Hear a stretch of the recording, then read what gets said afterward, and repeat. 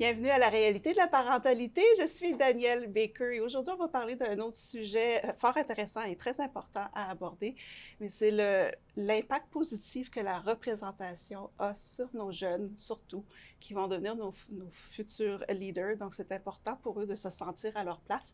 Et j'ai Myriam Faradja qui se joint à nous aujourd'hui. Je te remercie énormément de te joindre à nous. Peux-tu nous parler un peu de qu'est-ce que tu fais? Bien sûr, merci beaucoup, Danielle. En fait, mon nom, c'est Myriam Faradja, comme vous l'avez très bien dit. Je suis entrepreneur social, je suis créative, je suis aussi directrice exécutive d'une organisation qu'on a cofondée il y a 2 ans qui s'appelle Intégration 101 Hub. La mission d'Intégration 101 Hub, c'est vraiment d'accompagner les jeunes et d'en faire des leaders à travers l'art, la technologie et le storytelling. C'est tellement important ça, d'avoir Effectivement. ça, surtout dans ces domaines-là.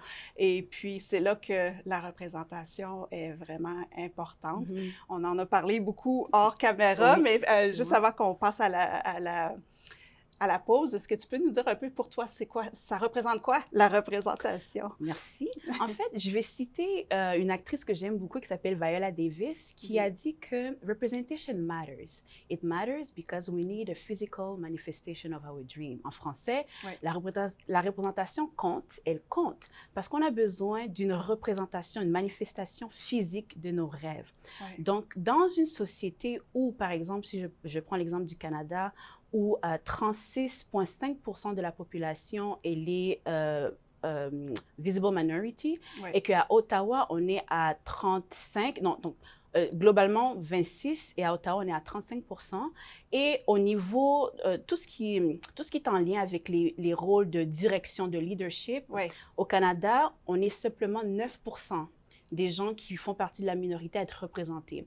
Au niveau fédéral, par contre, qui est l'un des plus gros employeurs ici au Canada, le chiffre un peu plus perturbant parce que c'est à 16,5%, comparativement au niveau privé qui s'élève à peut-être 21 si je ne me trompe pas. Wow. Donc, en gros, il y a vraiment un manque de représentativité au sein de la jeunesse et au sein des gens qui font partie de la minorité visible. Ah, c'est tellement important ça. On va continuer, on va prendre une courte pause et on revient tout de suite.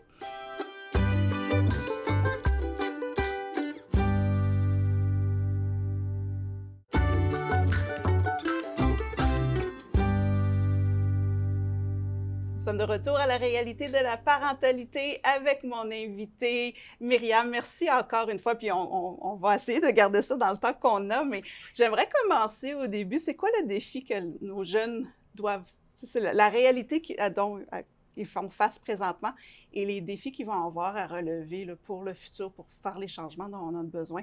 Tu travailles un peu dans ce domaine-là. Peux-tu nous donner un portrait de quoi ça a l'air? Bien sûr. En fait, le défi, lorsqu'on parle de groupes marginalisés, racialisés, c'est un groupe qui est vulnérable, je dirais.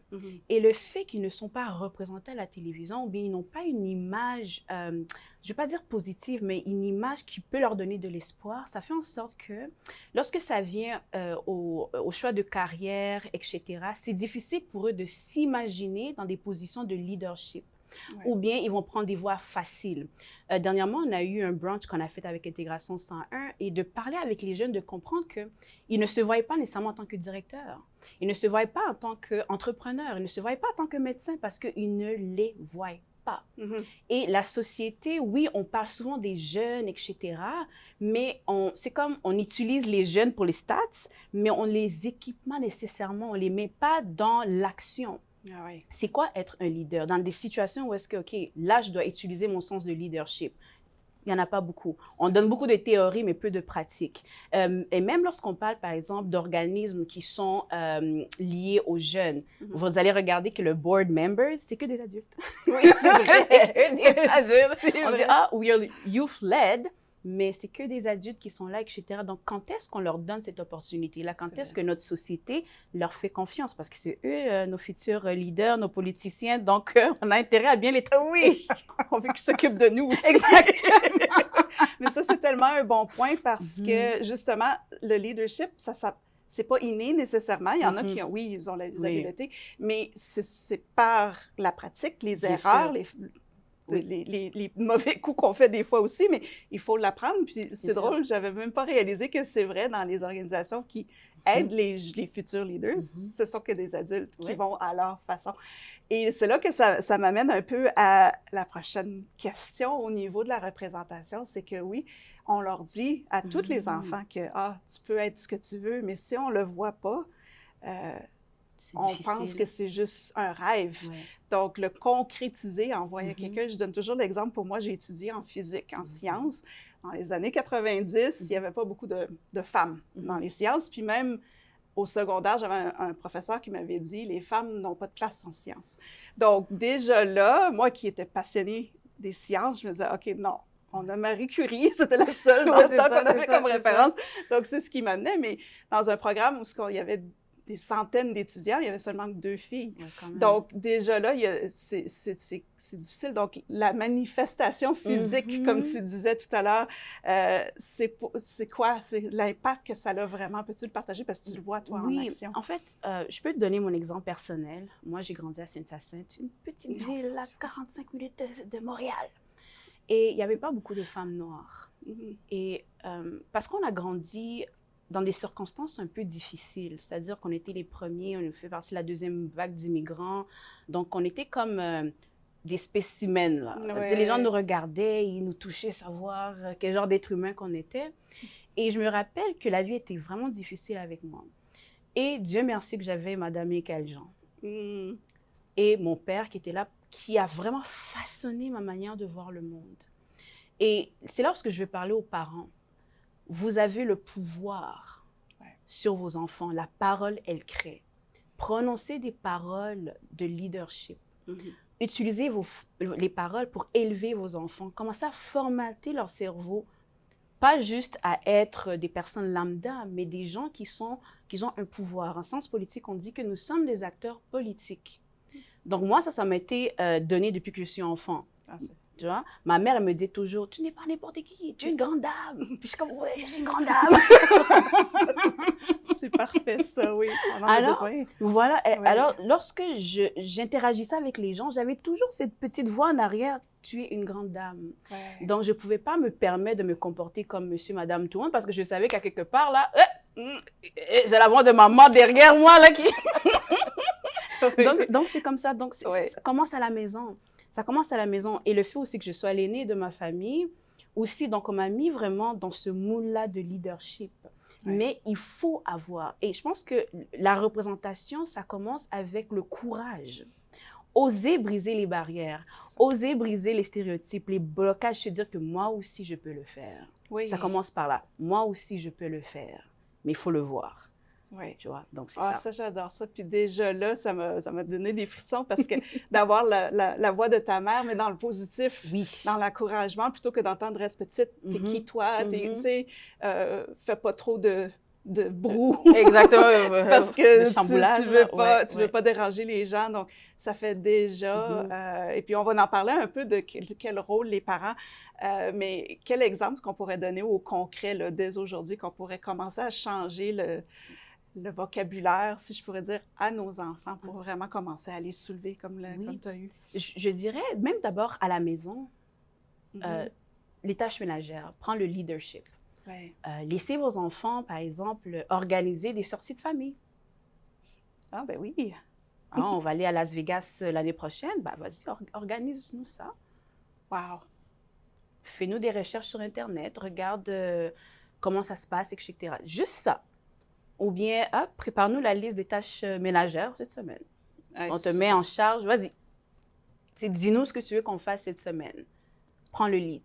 Ah, c'est super ça. Des petits trucs comme ça, là, de base, et puis ça. Et puis si on peut le changer aussi, parce que moi, je le vois aussi dans l'intégration des enfants chez on parle à l'enfant qui doit prendre sa place, mais aussi les autres enfants, de dire que oui, on peut... Parce que c'est différent, ça ne veut pas dire que c'est pas accessible. C'est pas accessible. Ouais. Donc, est-ce que tu aurais peut-être des conseils, là, je te mets sur le spot un peu, là, mais de dire comment est-ce qu'on peut à l'ensemble, Mhm. au public général, là, de Ouais. dire c'est correct si c'est différent, on peut Ouais. accepter ça, on peut être ouvert à ça. Mais encore une fois, c'est la représentation. Il faut que les gens sortent de leur zone de confort. Il Ouais, faut ça. qu'il y ait des gens comme vous, Daniel, qui m'invitez, moi, qui vont venir parloter comme ça, et puis là, les gens, ils vont voir, etc. Donc, c'est vraiment de sortir de sa zone de confort et d'oser. Il y a pas une formule miracle, c'est d'oser le faire. Et Mhm. aussi créer un environnement qui est sécuritaire. Parce qu'on peut dire aux gens, oser, oser, mais quand la personne, elle Ouais. tombe sur qui, sur quoi? Donc, avoir un environnement aussi qui est capable de uplift. Ouais. Tu vois, donc ce serait vraiment ça, oser mettre et puis dire à l'enfant, c'est correct, maman est là, papa est là, I got you. Même si tu tombes, je vais être là pour te relever. Ouais. Ça, Donc, c'est si important. ouais. L'entourage a une grosse influence là-dessus. Effectivement. Et puis, non, c'est fantastique. On va passer à une courte pause. Et au retour, on va vraiment parler là, comment est-ce qu'on peut appuyer l'approche qu'on peut avoir au niveau là, de la communauté pour justement sûr. appuyer nos jeunes et futurs leaders. Donc, on se reparle après la pause.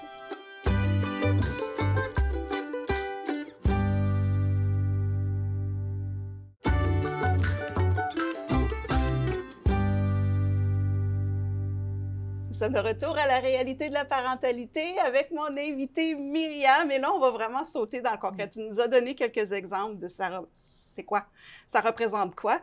Mais est-ce que tu peux vraiment donner des exemples concrets là, où ce qu'on peut, en tant que parent, ou n'importe qui est dans l'entourage de l'enfant, là, vraiment dire on va dès un jeune âge là, vraiment les préparer à prendre leur place et à intégrer cette représentation-là dans leur monde?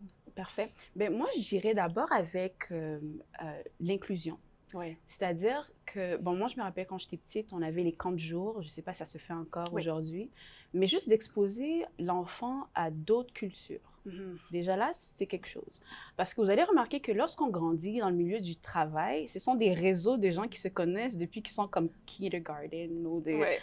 Donc déjà, inclure les enfants dans des activités communautaires, des loisirs communautaires, c'est déjà un très bon début. Mm. L'exposer à cette diversité-là, c'est-à-dire on a des personnes d'origine africaine, on a des personnes d'origine arabe, etc. Donc ça ouvre déjà le cerveau à l'enfant sur d'autres réalités possible. Ça, c'est l'une des forces que j'ai. Je dis toujours que je suis le visage du multiculturalisme parce que moi, je viens d'Afrique, j'ai quitté l'Afrique, je suis venue à Saint-Hyacinthe, j'ai grandi dans la communauté haïtienne, mes amies, elles étaient indiennes, j'ai grandi avec des Arabes, donc Ouais. ça fait en sorte que j'apprécie les gens autour de moi et j'ai une vision beaucoup plus élargie que d'une vision droite par rapport au monde. Et je dirais que ça commence par rapport à ça, ce mélange. On est tellement chanceux parce qu'au Canada, on prend le multiculturalisme. On a la chance justement d'avoir des personnes avec d'autres backgrounds. Oui. Et c'est de lancer nos enfants là-dedans. Deuxièmement, il y a aussi, par exemple, des associations, des organismes à but non lucratif, etc. Il y en a un qui me vient en tête en particulier, Western Frontline, qui, eux, ils donnent des subventions aux jeunes âgés de 16 à 30 ans pour faire des initiatives dans la communauté. Mm. Donc ça, c'est quelque chose aussi qui peut aider les jeunes. Ça les apprend à rédiger, ça les apprend à prendre la place et ça vient stimuler ce côté innovateur, ce côté leadership entrepreneurial. Donc, ce sont des ressources qui sont là. Encore, il y a ce qu'on appelle le Glocal Foundation of Canada qui donne aussi des subventions qui peuvent aller jusqu'à 5 000 $ Wow. pour les jeunes. Vous voyez? Donc, il y a quand même des initiatives qui sont là.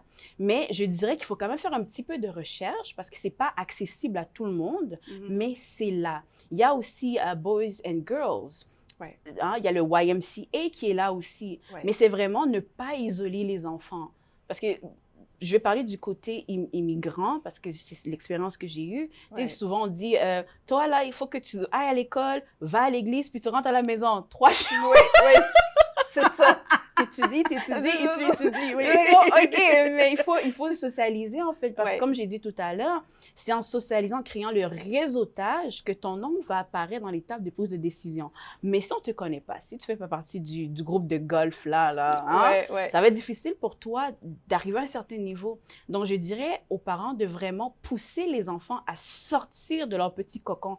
Puis j'ai remarqué que depuis la pandémie, on a vraiment un problème aussi social, dans le sens où on est très renfermé sur soi. Or, Alors qu'avant, les gens avaient la facilité à socialiser, sortir dehors, jouer, etc. C'est ça. Ça serait de revenir à ce genre de pratiques qui sont holistiques, mais qui permettent la croissance de l'enfant. Oui, puis surtout dans des activités comme ça aussi, c'est que là, les enfants sont entourés de gens qui ont les mêmes intérêts. Exactement. Donc, ils ont déjà un point en commun, ils n'ont pas besoin d'aller chercher tout ça. Exactement. C'est tellement important parce que, comme tu as mentionné avec la pandémie, on s'est Oui. comme... mais en même sur temps, ça, ouais. on a accès au monde entier maintenant. Exactement. Donc, non seulement qu'on s'est isolé, mais on peut fonctionner au niveau global. Donc, c'est comme les deux côtés du balancier qui sont complètement débalancés. Mais je trouve ça vraiment intéressant ce que tu dis parce que c'est des points vraiment importants quand on parle du multiculturalisme ou quoi que ce soit.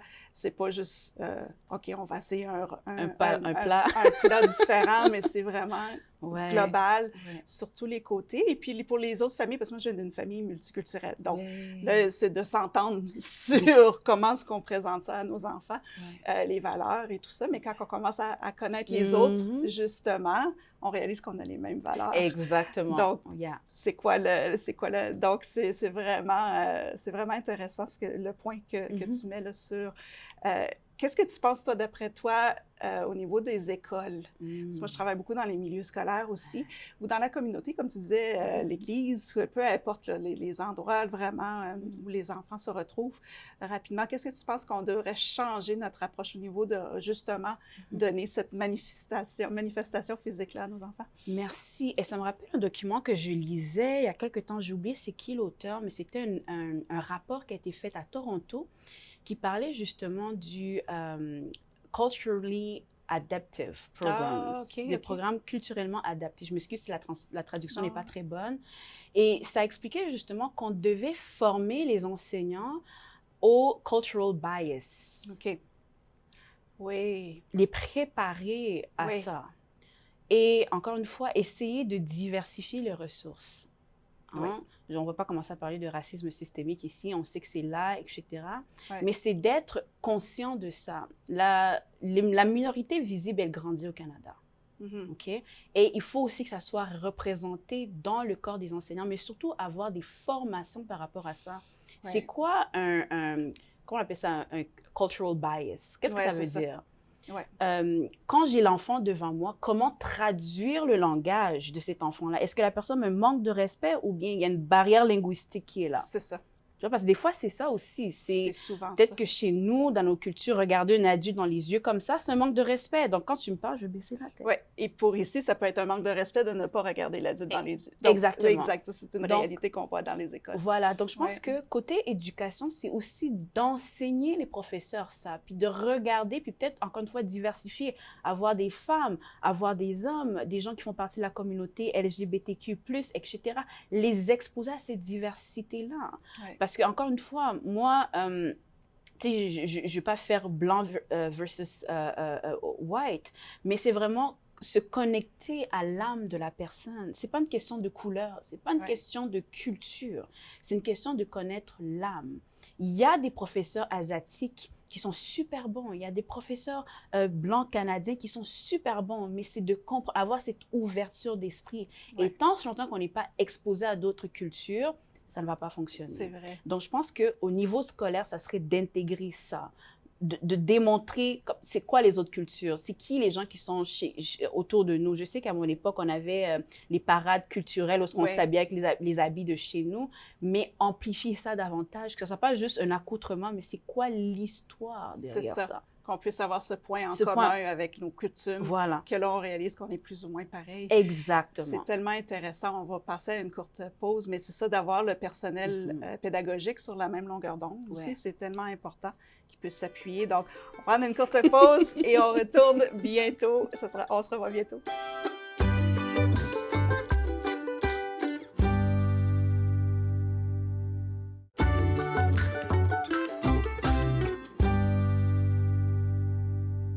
Nous sommes de retour à la réalité de la parentalité et on va essayer de terminer ça parce qu'on pourrait ouvrir d'autres boucles. Mais tu as mentionné les stéréotypes ou les préjugés culturels. Ça m'amène un peu à notre approche envers les enfants, surtout lorsqu'on leur donne des conseils que des fois, leur réalité n'est pas pareille à celle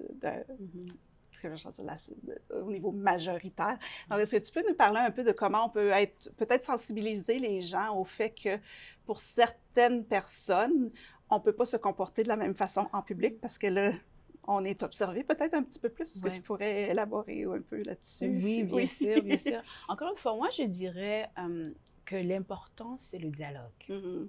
Parce que sans communication, il y a toujours des présomptions ou bien on assume des choses. Et ça serait de s'asseoir et de savoir qu'est-ce qu'il en est, puis surtout d'avoir l'empathie. Ouais. L'empathie. Ça, je lisais un livre par rapport à ça et ça disait que l'empathie, c'est le fait de se mettre à la place de l'autre, de ressentir ce que l'autre ressent sans jugement.